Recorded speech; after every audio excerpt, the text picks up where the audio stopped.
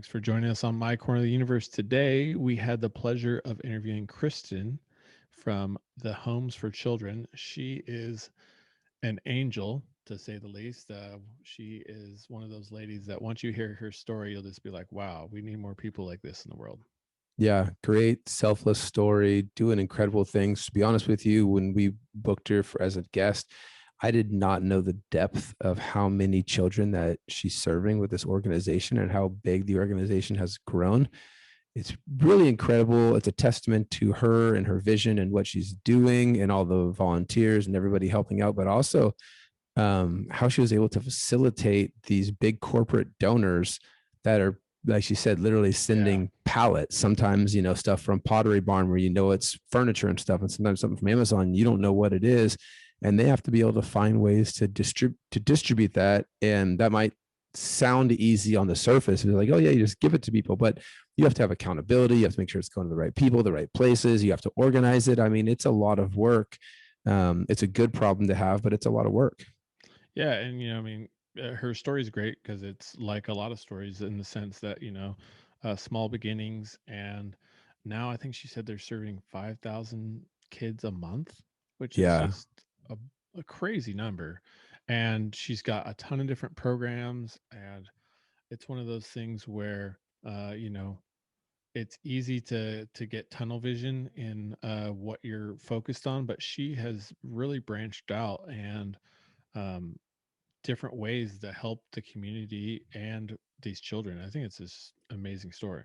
Yeah. Yeah. And, just it's going to be cool to see the growth, to see she talks. I know what she's done now, it's just probably going to be whenever she wants to do it, it's going to be successful. But, growing into New Orleans where she's originally from and just, there's so much need in so many different places. And I hope that other people listening to this, she's pretty local in the Houston, Fort Dallas. Worth area. Oh yeah, Yeah. sorry, Dallas, Fort Worth area. I think it would be great if you were in another metropolitan city. Let's say you're in St. Louis or somewhere, and you kind of want to do something like this and see a need. Like follow her on social media, reach out to her, and Yeah. she has that type of heart that's like, oh yeah, you want to serve underprivileged kids or foster kids in your city. Yeah, here's what I did. Here's how I got these sponsors. These are the different organizations I work with. I mean, she's going to help you out because that's the heart that she has. Yeah. And if you do just want to go that route, gosh, she's got so many great volunteer programs. You could learn a ton just doing that. Yeah, yep, absolutely. So great organization. Again, the website is the Homes with an S, the Homes for Children.org. Go check them out. Don't think just because they have some corporate sponsors that give them actual donations in kind that they don't need financial support too. They need all the help that they can get, just like any nonprofit organization. So go to the website, help them out, donate if you can. And if nothing else, follow them on social media, follow them on Instagram, and just, help spread the word of what they're doing. Yeah, and there is an opportunity for people to volunteer remotely too, she said. So, a lot of times with these nonprofits, you kind of have to be where they're at, and this is a unique one in the sense that you can do stuff from afar. So, Yeah. a lot of cool opportunities for people out there as well. Yep, absolutely. And then we'll just close it off with a quick word of, Rex and I are getting back into consistent podcasts. Got to apologize for the hiatus of Yeah, a yeah, few episodes, the gap, but like everyone, we have a lot of things going on. It's definitely, every time we do one of these episodes, we're just like, man, we got to keep spreading the word because it's so incredible to hear all of these stories, spread the positivity, the people who are doing good in the world, especially right now. There's so much anger, so much division in the world. yeah, It only helps for us to interview these people, to spread the people who are just focused on helping people out. So I hope you guys have appreciated the episodes when we do them. We are going to get back to consistently doing them. Again, if you're somebody who's doing something awesome, it doesn't have to be a nonprofit. We've interviewed, yep, entrepreneurs, for-profit people, just doing any sort of beneficial change. Reach out to us, info yeah, at mycorneroftheuniverse.com. And we can talk about getting you booked on to help talk about what you're doing. yeah. Enjoy the episode.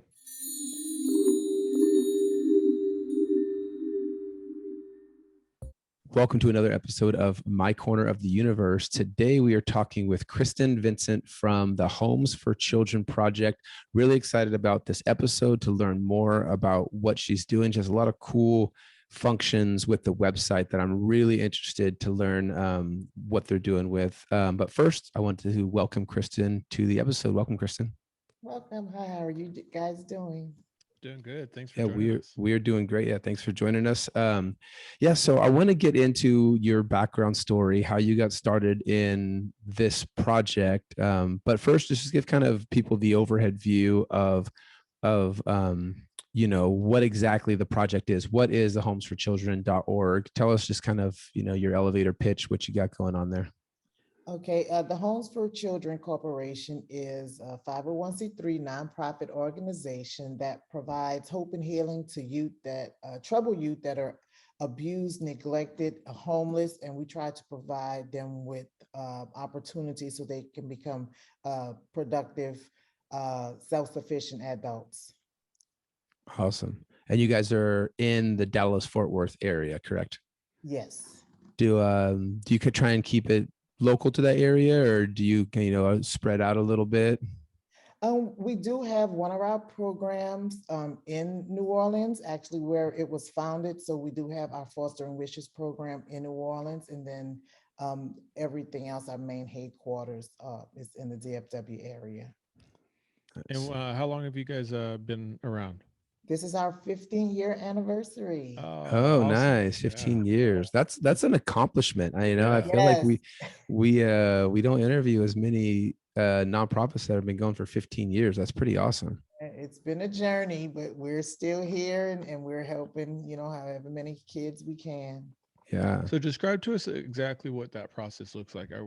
So if there's a homeless kid or like, describe to us exactly what you guys do to help these Well, troubled usually children. all of our clients come through our partners and they Okay. come through referrals. So we partner with many of the child placement agencies, and even it's not just foster kids, but we also, partner with some of the Title I schools to help out the low income students and their families, if they're in crises. So we'll just get a referral either from one of the agencies or through the schools or the counselors, and then we will, just take it from there and assist that way.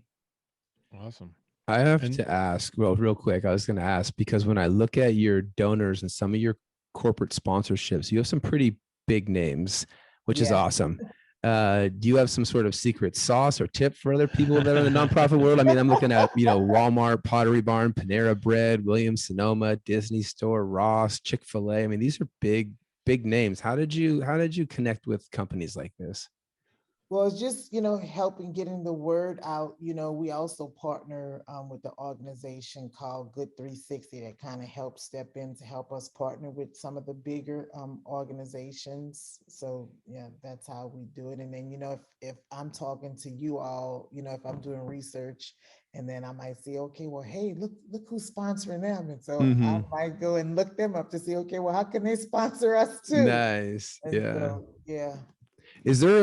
Is there a downfall at all for big corporate sponsorships, or is it just nice to have kind of the weight? I mean, is there extra paperwork you have to do that makes it more difficult?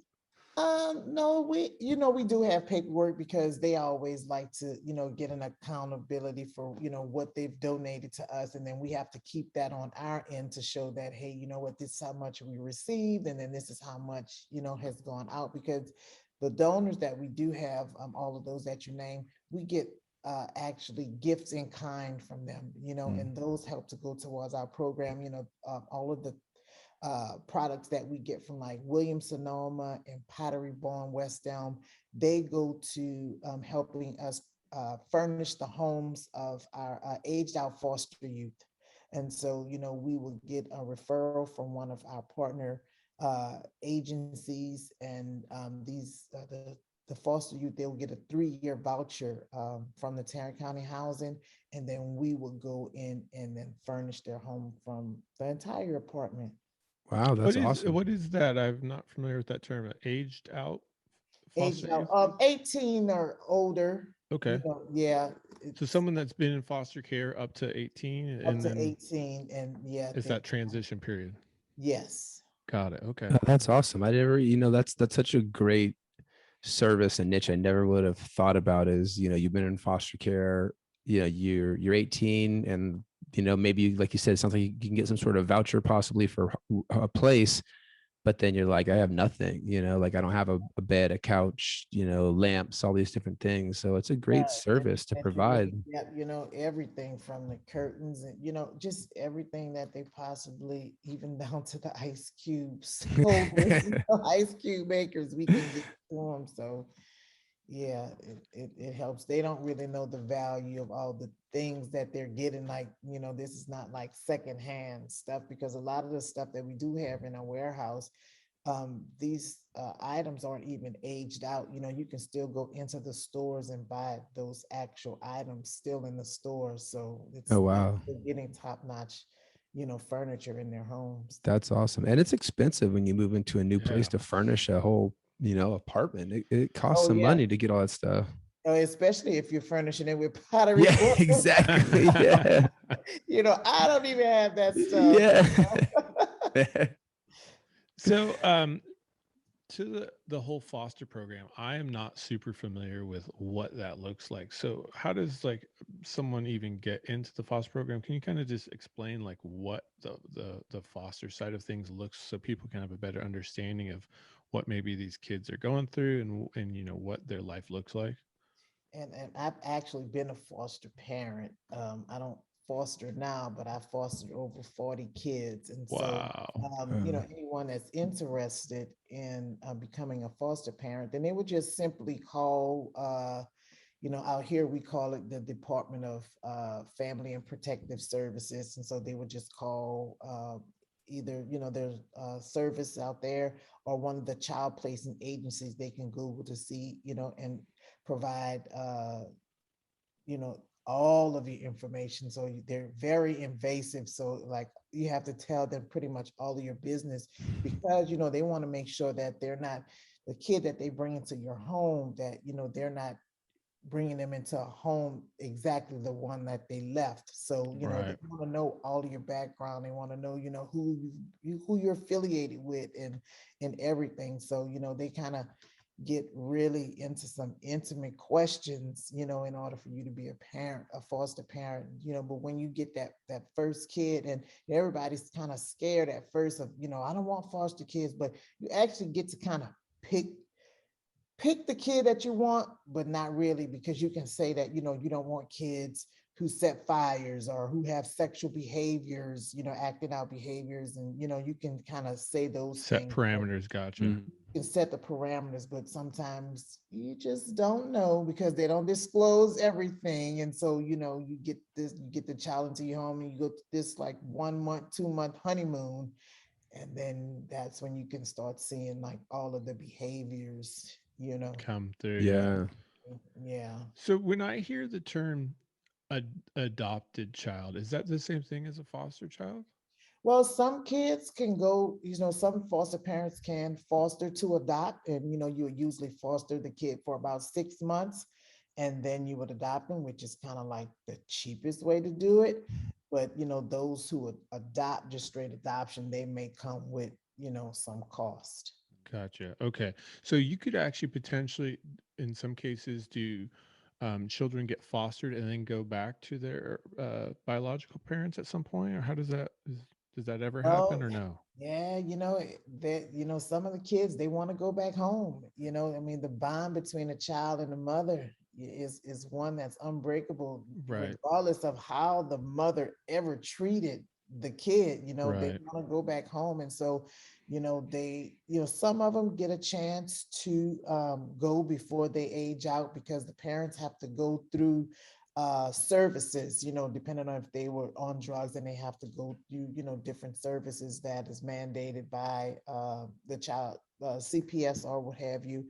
And then they're able to get them back. And it usually maybe takes about 18 months or so to do Okay. that, just depending if they follow through. And then, they may have to continue with going to family therapy, to kind of see how things are going. And then once the child returns, they still go through like what's called a monitored return. So CPS will still be involved in the situation, just kind of see how things are going. And that may take for about maybe 6 months to a year before they're kind of like out of the picture again. Gotcha. So, but foster kids aren't all that you guys serve, right? You have a broader range beyond that. Oh yes, we don't Yeah. serve foster kids. We serve low income families as well. Or sometimes we do serve kids that just kind of on a case by case basis, because you might just have a neighbor that you just know that, hey, just fell into some hard times, and if you come to us and say, hey, we'll help them as well.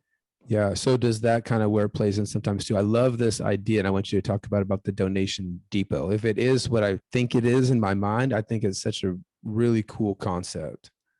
Well, the donation depot is where we collect all of our donations from all of our local retailers, and families get to come in and kind of shop for whatever they're needing in their homes. And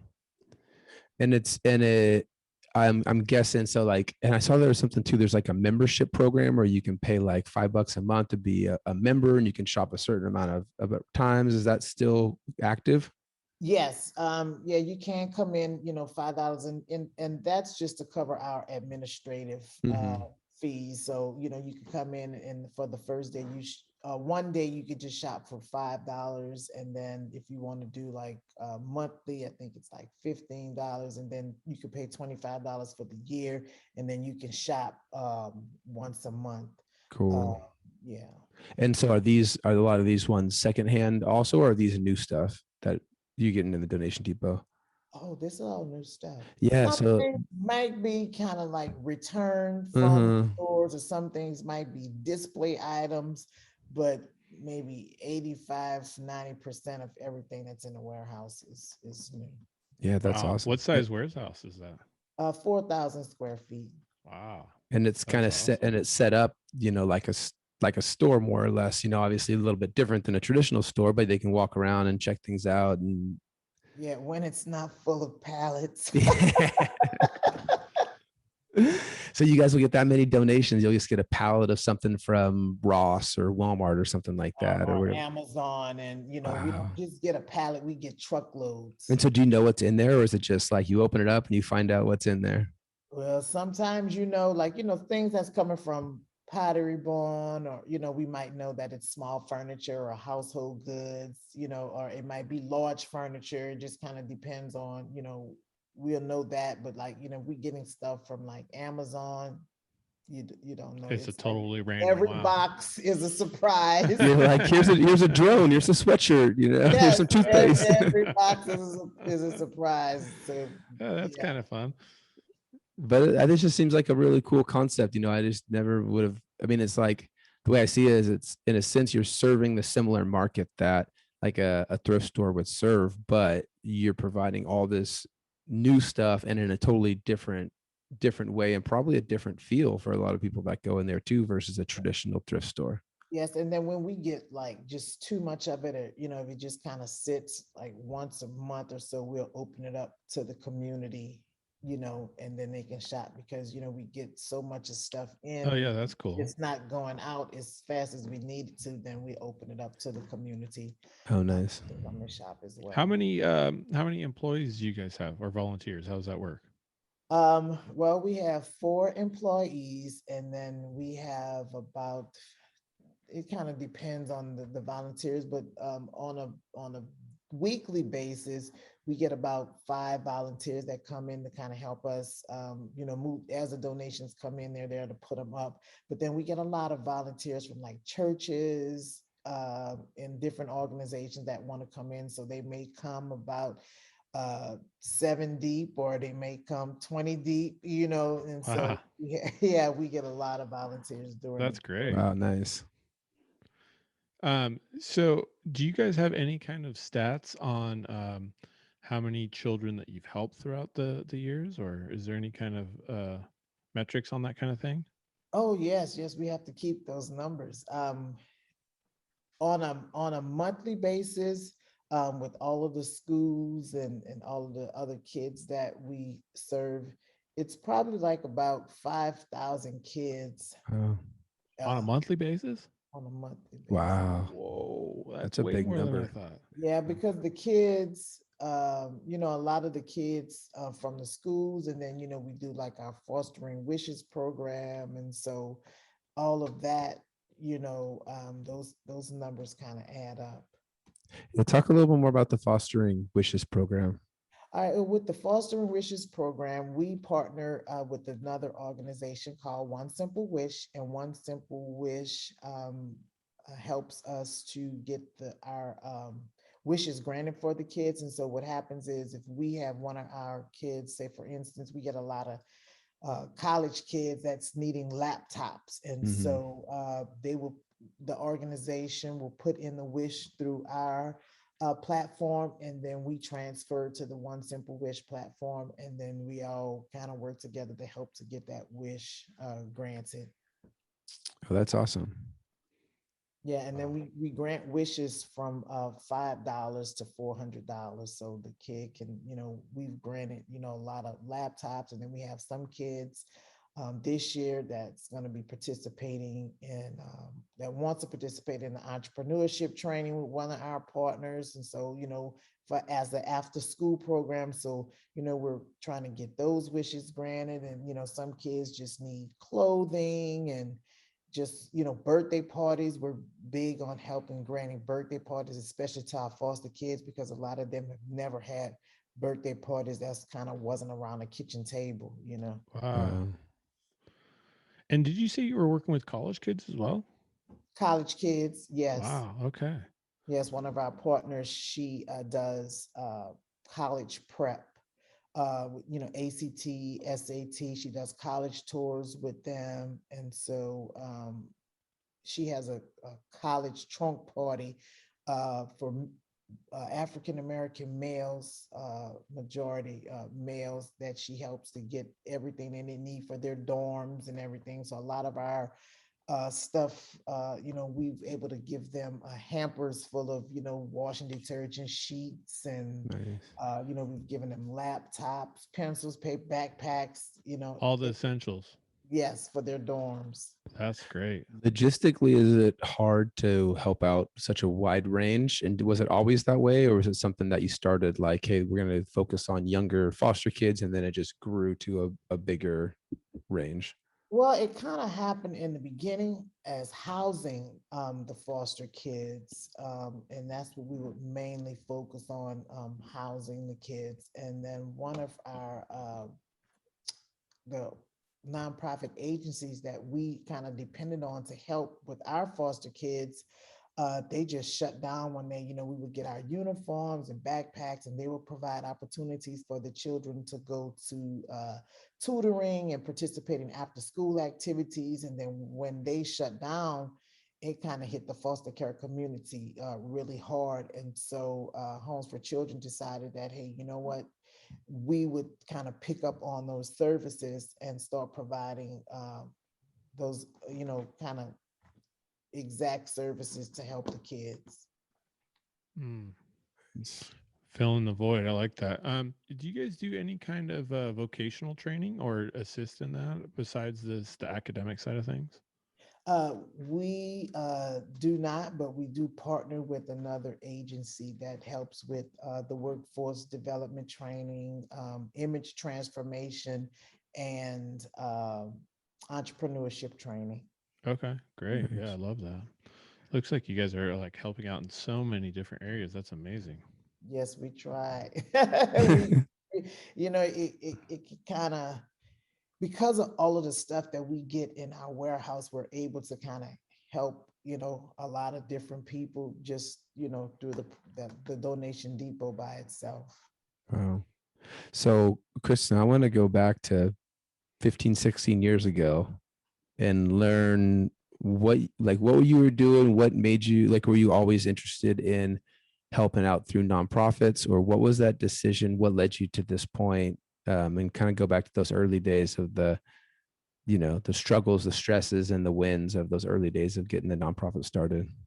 Yeah, well, that definitely wasn't on my mind because my degree's in physics. So and so I taught actually right before I was teaching physics and physical science at a high school, and then I worked at chemical plants. But yeah, no, nonprofit definitely wasn't on my mind until one day when I was in undergrad. I had a little job at TGI Fridays, and one of the hostesses asked me to watch her little baby for her, and the little baby was 4 months, and from the time that I took her home, I raised her until she was like 5 years old. Oh, wow.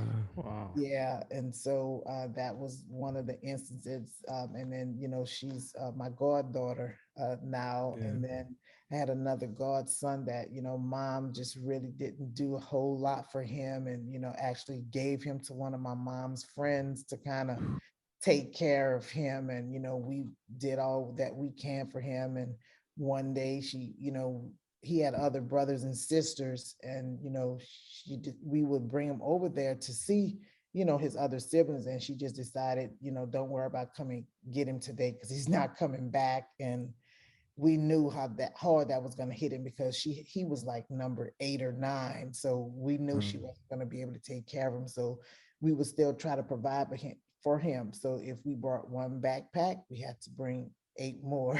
Wow. One pair of pajamas, Wow. 8 more, for the other kids, or she wouldn't let them have it. And so I just decided that, God placed it on my heart to open a homes for children. Wow. Yeah. So it Wow. wasn't even like you sought it out. It sought after you. It sought after me. Yes. Wow. You're like an angel for those kids. That's amazing. Some of my kids that lived with me and age out, I have this little joke going that say they will lose everything except for my number, Yeah. You never wanted to live with me while it was there, but now it's like, man, you just can't get rid of them. But I help them out too, whatever they need. Some of them are living with their parents, some of them are, living alone, or, still trying to find their way. And so I'm still there to help them as well. It must be such a special feeling seeing some of those kids that you had that came from such tough spots that you helped out, and now seeing them grow and become adults, and looking back and realizing that what you did for them was such an impactful moment, and changing their life. Yeah, you know what, that's some of them, like I say, still trying to find their way. But for the most part, they know they can always call me, if it's just to talk, or to ask me, hey, can you send me some money to get my medicine or something like that, I can help them. Yeah. So I would imagine over these 15 years, you probably have had some pretty big wins as far as seeing kids turn their lives around. Do you have any stories like that? Oh, yes. I have one of my kids now. She's actually working on her master's degree at Prairie View right now. Awesome. So because not a lot of the foster youth take advantage of the free college tuition, and so Wow. she's one of them that kind of took advantage, and she graduated high school early under my care. Oh. And then she went on to Prairie View, where she received her criminal justice degree, and then she re-enrolled again to get her master's. And then after that, she'll be going to law school. Wow, awesome. That is a win. That's awesome. So you said free yeah, I said that too. Free tuition for foster kids? I didn't know about that. Free tuition, yes. Is that a statewide program in Texas? That a national As program? long as they go to state, stay in the state of Texas, they can go to school for free. Wow. That And is, sadly, a lot of them, do not take advantage of that. man. I mean, that's on, they'll be putting me out because, I have this little love-hate relationship with Sally Mae, Yeah. It's like, Miss Vincent, you've had enough of school. Yeah. Or they're like, I want to go to school, Oklahoma. You're like, no, it's free in Texas. You go to It's school. free in Texas. Yeah. There's enough of schools in Texas where, even if you would just go to a community college, you can even just go work on your if you want to do cosmetology, Yeah. or mechanic, you can do that for free. Gosh, that is a great program. Right. Yeah. Right. On your website also too, you have as one of the services, I'm guessing as a fundraiser aspect, business plans. Tell me about, is this you helping people out putting together business plans? and coaching? Yeah, some of our nonprofit partners, they always asking, for help and things like that. And so we will occasionally, help them, get their business plans together. Yeah, that's awesome. I mean, you have 15 years in success, and I mean, look at the connections you've made and growing to as big as you have. I think anybody could definitely use some help, from your experience, what you've been done. Yes, and I try to help out, where I can, helping. Right now I have someone in my office that's actually been training with me since December. Uh, all of the ways to run a nonprofit. Yeah. How has COVID affected, you know, your guys' services over the last year? Um, Not really too negatively because we've always got the donations in, but as far as, being able to distribute them, That's been different, yeah. yeah, being able, because we were shut down for a couple of months or whatever. So, we weren't able to distribute them, but we were having to pick them up, so. Hence all the pallets that stacked. Yeah. I have this little joke going too that, we clean up and, somewhere there's a little camera that all these little businesses can see because, you clean up and you get room, you see the floor, and then all of a sudden someone calls you and say, we have a donation. And Yeah. I mean, probably Sounds tough. like you guys but need a bigger warehouse. Yeah. I've actually grown out of this one too.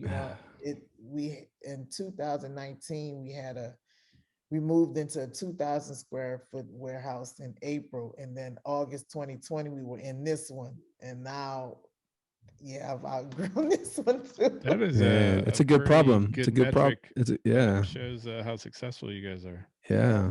I mean, all of that I think is a good problem, growing too big for the warehouse, too many donations. I think there's a lot of nonprofits out there that wish they could have that sort of problem. Oh yeah, yeah. Well, you know what?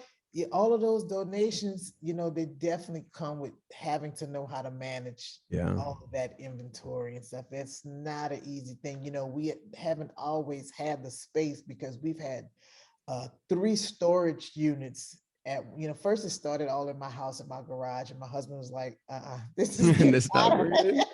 Yeah, couldn't park his car in the garage anymore. So we had to get, storages with, from a 5x10 storage to 10x15 to 25x10. I mean, we had to have all 3 of them, but we couldn't serve people because, if you asked me for some towels or something, I knew I had them. Yeah, they're just in the storage unit. You have to go through the whole storage unit, before you find that actual box of towels. So it's like we had to get a bigger spot.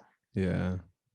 And like you said, logistically, you have to be able to manage it too, because if you don't, then, and your partners are like, hey, this stuff isn't getting distributed, it's not getting sent out, we're going to find a different nonprofit to partner with, so it's important for you to do it. Yeah, they come by, and we just had a recent site visit, to see like and that was a good thing because we had just, got the place. Nice. We just got some of those racks, and so those racks being able to get that product off the floor, and stack it up as high as the ceiling, that really helped us.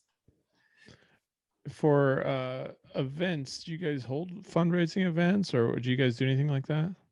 One of our biggest fundraising event was our Team Esteem fashion show, and we haven't been able to put that on since Corona. We were gonna put our fashion show on 2020. I think it was like April 1st, and then 2 weeks before the whole state got shut down. So I was like, oh man, so we had to cancel that. And then this year we haven't we couldn't have it again. So we're thinking March of next year, since we were gonna do it this year, but everything's kind of brewing back up again. Right. So we'll wait until March to do that. And we're looking at Old Navy sponsoring us for that too. Oh, nice. Oh, cool. And that'll be in Fort Worth area. Fort Worth, yes. Yeah.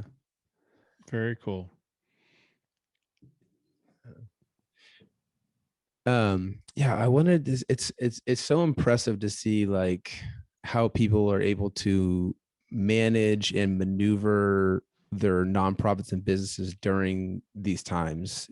Obviously, you've been in this for 15 years and probably obviously never came across something where they're like, hey, you need to shut down completely.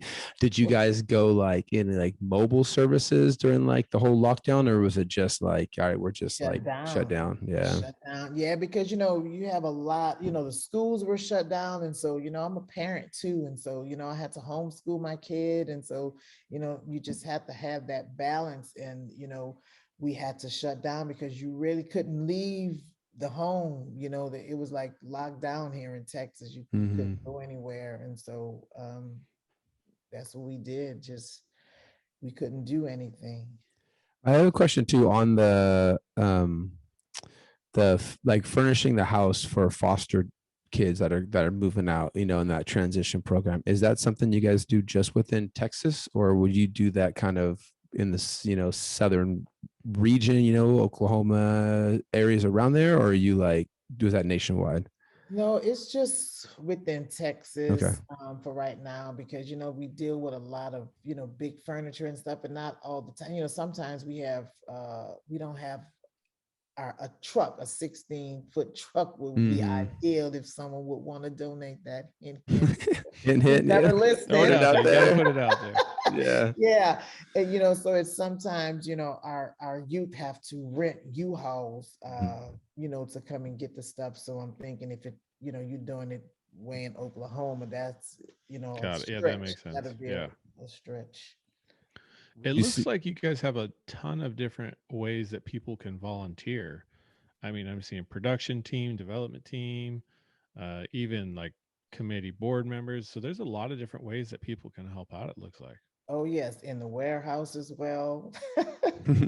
Warehouse, even social media intern. Wow, Social that's media, awesome. yeah, always, because that's the thing, you have to keep that presence, hmm going on social media. And it's not all the time that you everything is not always going on, in the warehouse. You can't see kind of like behind the scenes. So sometimes we might get some snippets like, hey, look at these truckloads of Right. of stuff coming in.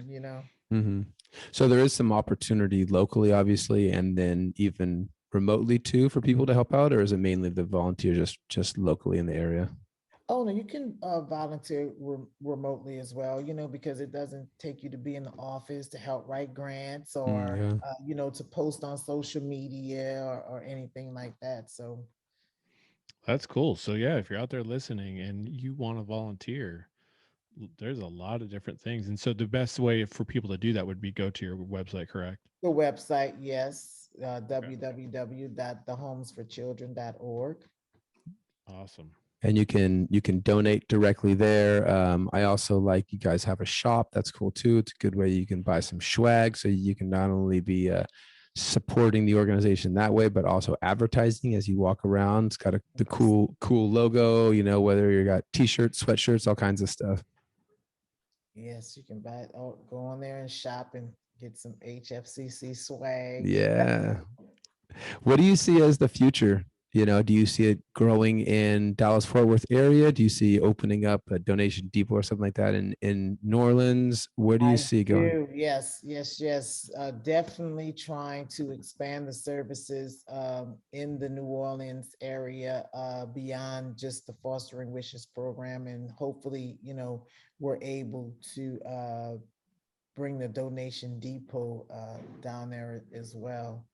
Yeah, that sounds like that'd be great. I Yeah. mean, such a great idea. And When just you finding the right warehouse in the right location, Mhm. because you just have to be careful. Yeah. Yeah, that makes Have sense. have you still go back there and visit? And then I gotta imagine the need in that area has got to still be pretty strong. Oh yes, yes, yes. I just left there a couple of weeks ago, hmm and there's a need because even during Christmas time, when we mostly amp the Fostering Wishes program, we get all the school, the kids from the different schools and the housing development, projects, that come in and just hmm need, our help. Yeah. Wow. Well, I love the vision to expand. I think that's great because right now what you're doing is awesome. And so for you to keep that vision even bigger, I think is awesome. And we're trying to get there. You know, COVID kind of slow you Right. down a little bit, Mm. you Right. know, but you know, hopefully you know, someone might want to donate a warehouse in New Orleans Yeah, there you go. The guy who's and the person who's got the truck and a warehouse looking to donate a it. truck and a warehouse. Look at that. Yeah. Yeah. And now we need 2 trucks. Yeah, That's that's right. right. Me too. Yeah. Hey, you gotta dream big. Yeah. Yes. Yeah. Well, we love what you're doing. Thank you so much for, not only all the hard work you've done over the years, but for sharing today with us. And hopefully, there's be some ears out there that hear, all the great things you're doing that can help out as well. All right. Thank you both for having me. Absolutely. Yeah. Thank you, Kristen. All righty.